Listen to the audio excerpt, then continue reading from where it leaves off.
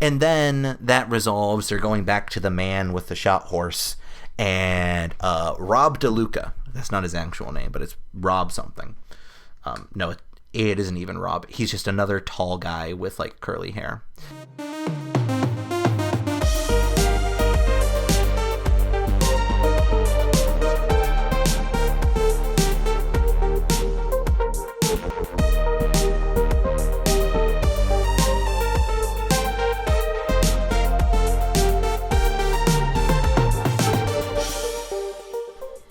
Okie dokie.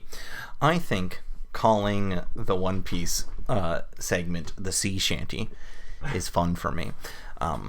So in this week's Sea Shanty, I finished up Skypiea and then got through a terrible arc that nobody can defend. And if you ever said that there's no filler in One Piece, regardless of what anybody else says, regardless of whatever other evidence people point to, I point to the Davy back fight with the Foxy's pirates. That's fair. That was nothing. That was nothing and a half.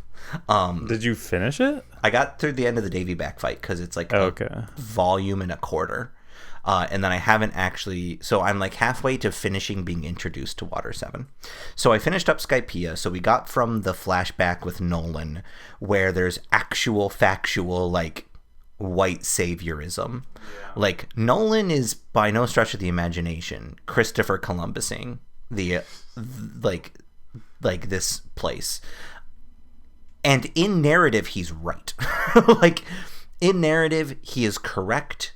In narrative his opinions on the local culture is accurate, right? Like the indigenous Shandayans are legitimately wrong.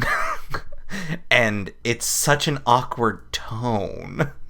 That's fair. Like there's a panel where he literally stands there and yells at how their local cultures are an affront to everything he stands for.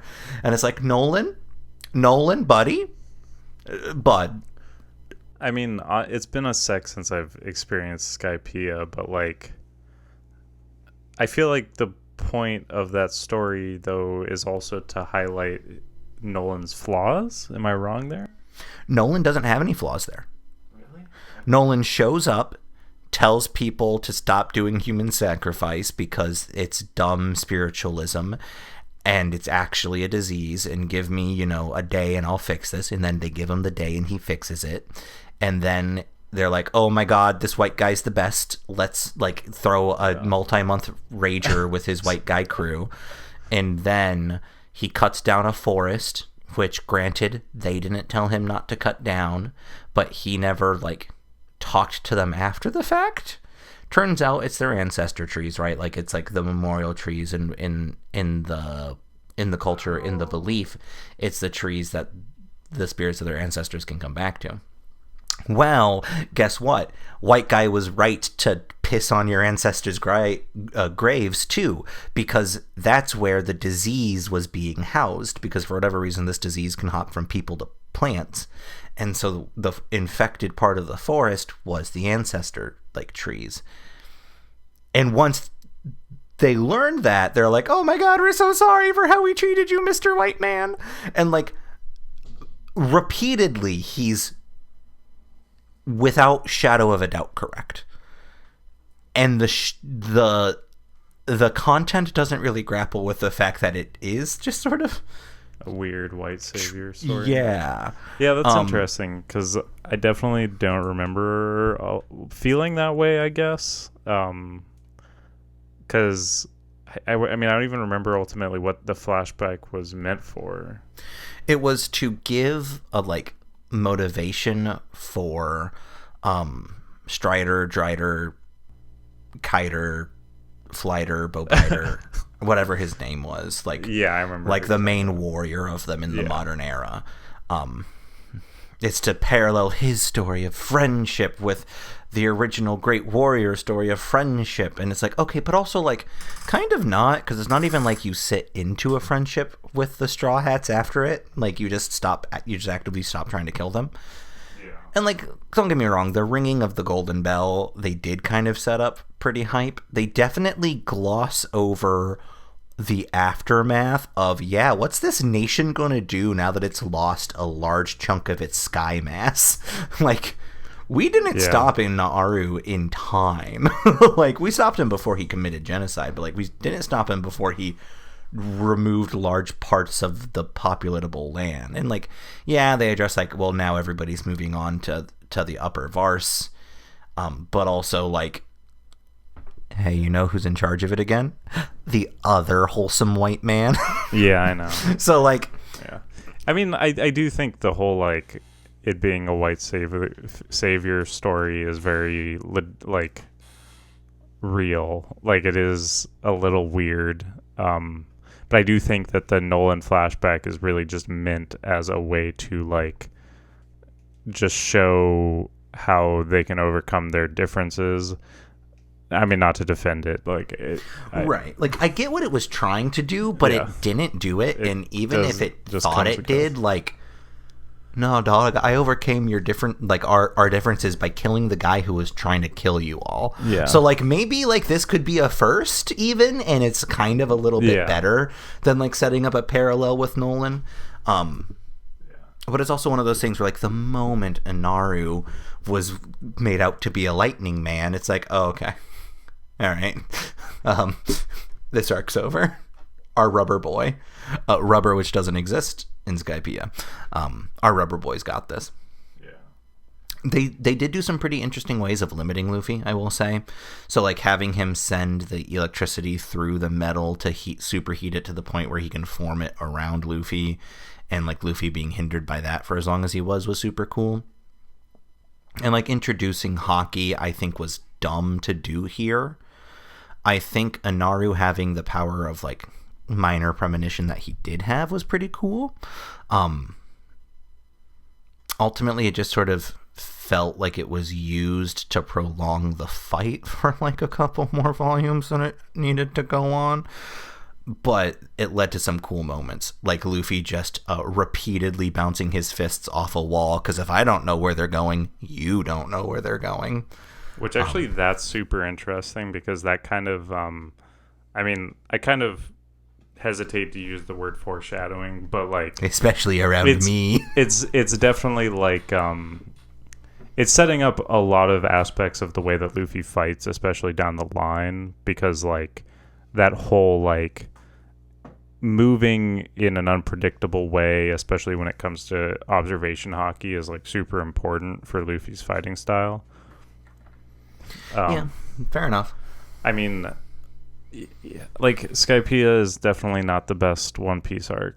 I mean, it was the closest I came to like stopping, but I mean, I've been thinking a lot about like why I like One Piece so much, and I mean, a large part of it comes down to I just really adore the characters a lot, and honestly the characters were kind of the thing that kept me moving through it, because even Long Ring Long Land, like the Davy Back fight stuff, really wasn't that great either. But I am going to say that I do think that Oda utilizes arcs, especially like the Davy Back fight, not, I mean, just to have fun, but also because, like, I do think that he's showing aspects of the world that even now in the story are, like, becoming more and more just, like, important, because we know that devil fruits, especially, like, devil fruit awakenings, have, like, an insane impact on the environment. And, I mean, like, I don't know if he's going to reveal it, like, legitimately, but a lot of people theorize that, like, that island that they were on for the Davy Back fight was a result, like, you know, how all the animals were, like, stretched. And, like, they specifically talk about how, like, they became super long because they had the freedom to do that. That's, like, super integral to the concept of Luffy's devil fruit. And people think that that might have been, like, the animals and stuff on that island were stretched out by one of the previous users of Luffy's devil fruit by an awakening. I love the phrase "people think." I mean, yeah, it's not confirmed, but it's a cool idea. But even that's like more like, I think man on stilts was obnoxious. That's fair. I'm not. Yeah. I don't think he appreciate was his necessarily presence meant as a to, like- MacGuffin Yeah. to give like a transition. But before we get off Skypiea and I address why the Davy Back fights were just sort of a waste of time. Oh, God damn it! There's a point. There's a point about Skypiea. Oh, you said Skypiea was the closest that you came to like bouncing off. Skypiea is where I originally bounced off, super hard as a kid. And I do. I mean, the thing that I'll say about that is I think that a lot of One Piece does kind of rely on the fact that you give a shit about what's going on, but that's like every story. And I think that like Skypiea especially kind of just relies on the fact that you care about the world that One Piece takes place in more so than anything else, because that's really all it's doing is it's just showing you another part of the world that the story takes place in. But well, you see, my thing is that the moment they kept hammering down on how isolated Skypiea is, that's when I was like, okay, cool. So whatever happens here is isolated to Skypiea. And then the cool like there were some Dial stuff. There was a little bit of like milky Dial like cloud surfing, but the actual meat and potatoes of Skypiea happens on dirt. Yeah. It's like you had a really cool place and then you took it away from us to put us on dirt again. It's like but no, Skypiea was sort of one of those, I don't know what we're doing here, but whatever. The Davy Back fights were nothing. Absolutely nothing. Like the actual fights themselves were like a volume and a quarter. Yeah. Like at least there was a little bit of like Zoro and Sanji like relationship, but it didn't introduce anything. It's just them bickering, and then it's so cool that when they work together they can do cool. It's like, yeah, but we know they can do that. I will say I'm kind of surprised at how quickly Robin as a character hits the ground running, just as like getting to be an interesting character. Like at least for now, I don't know what happens to her as far as like whether or not her character remains consistent, but she's not like detached, aloof. She's not like an unemotionalist or like unemotionless academic that you see a bunch in anime. Like she has thoughts and opinions and emotions and wants, and she can get into the moment, but like just having a level-headed character that that doesn't have to join in the comedy. Like that's what sabotages Nami a lot. Is she's drawn into the comedy as like yelling at Usopp and like the rest of them, and it's like, when you're not doing this, you're actually like a person. But like she so often gets boiled down to just being the angry one, and Robin doesn't have to have that because they already have someone like that.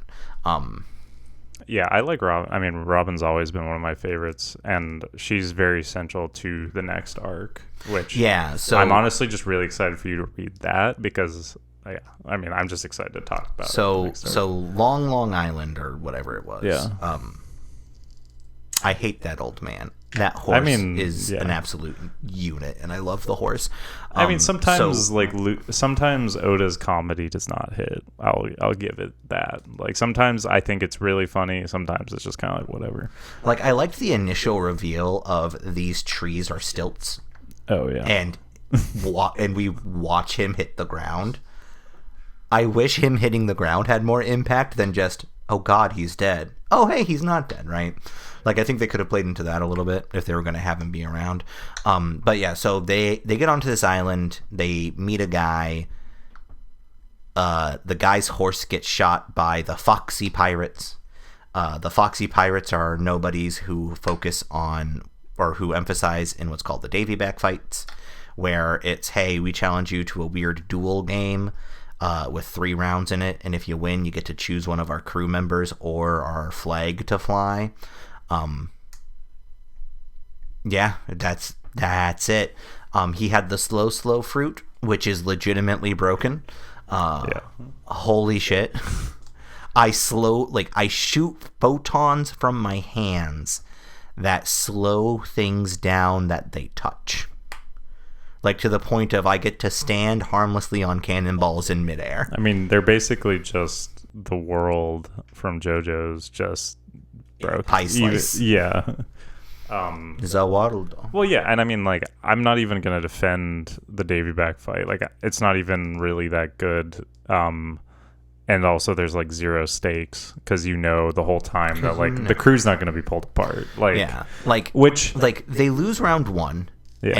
and the Foxy Pirates pull Chopper. And if I didn't know that round 2 was Zoro and Sanji, yeah, and that round 3 was Luffy, like if round 2 was Usopp, then it would have been like, oh shit, we may lose somebody, because even when Luffy wins round 3, he can't get them both back. Yeah, right? exactly. But like knowing that that's how that happens, you're like, oh, okay, cool. So they're gonna get them in the flag, like they're gonna get Chopper back and then grab the flag, and that's what happens.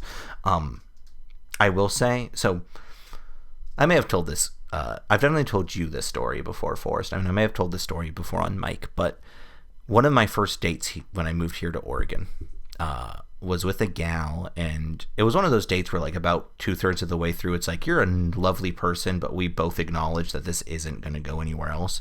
So we started talking about shows that we watched as a kid that like nobody else saw, and it feels like the universe is gaslighting us.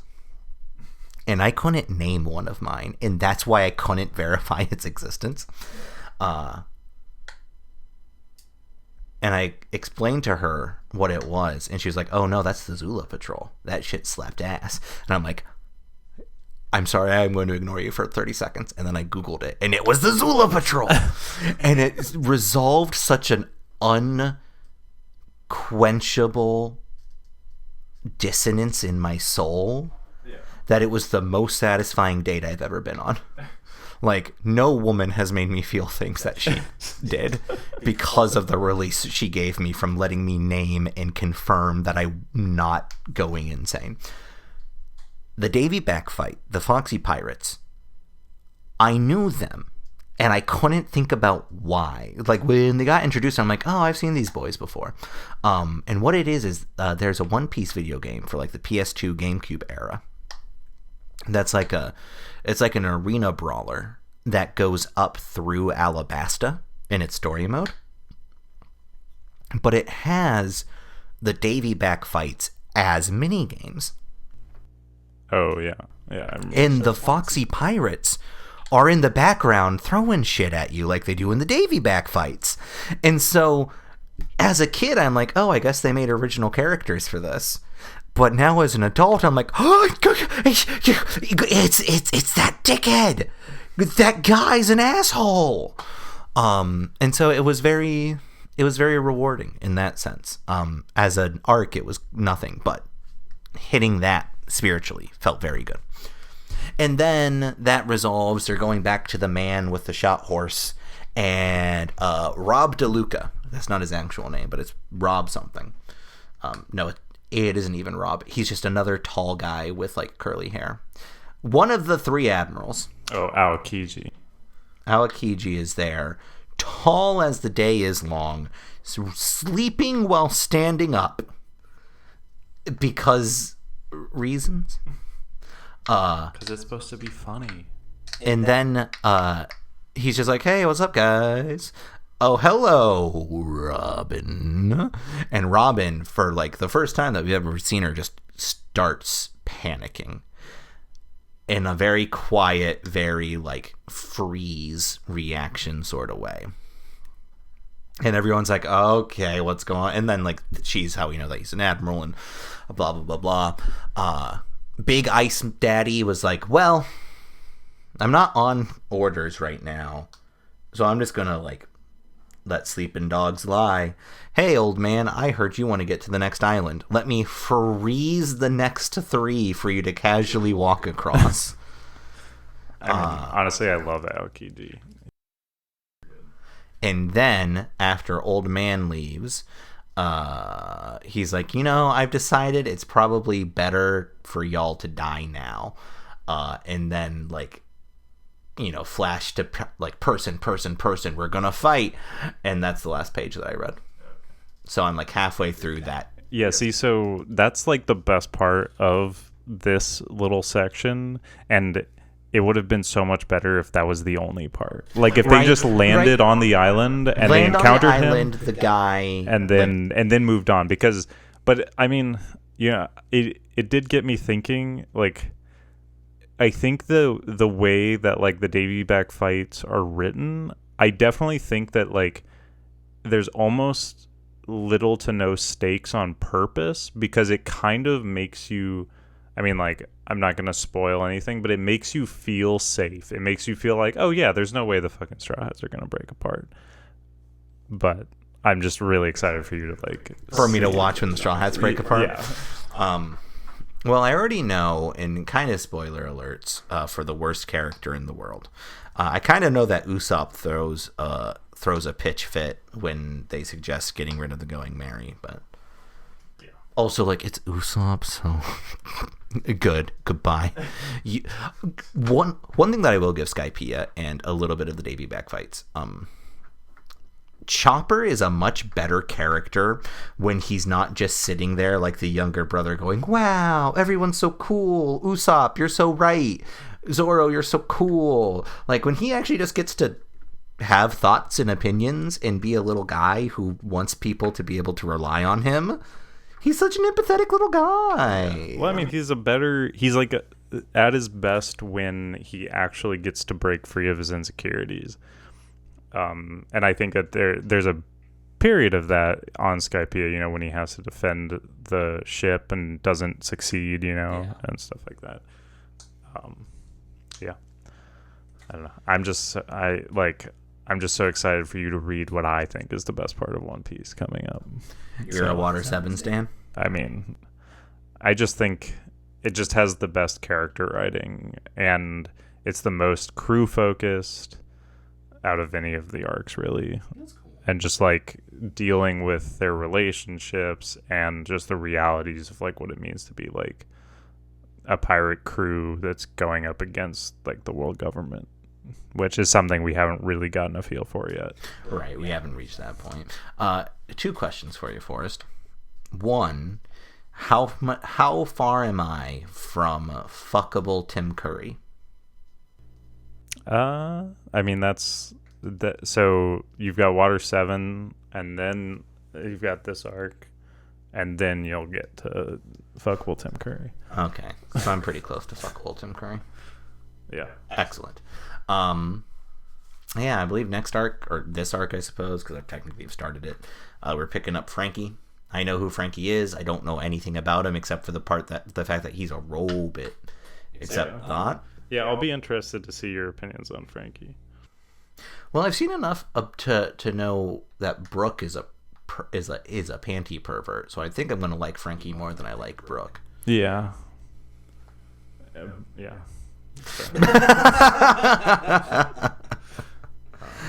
Yeah, so yeah, that's the end of our seafaring tale. Our sea shanty.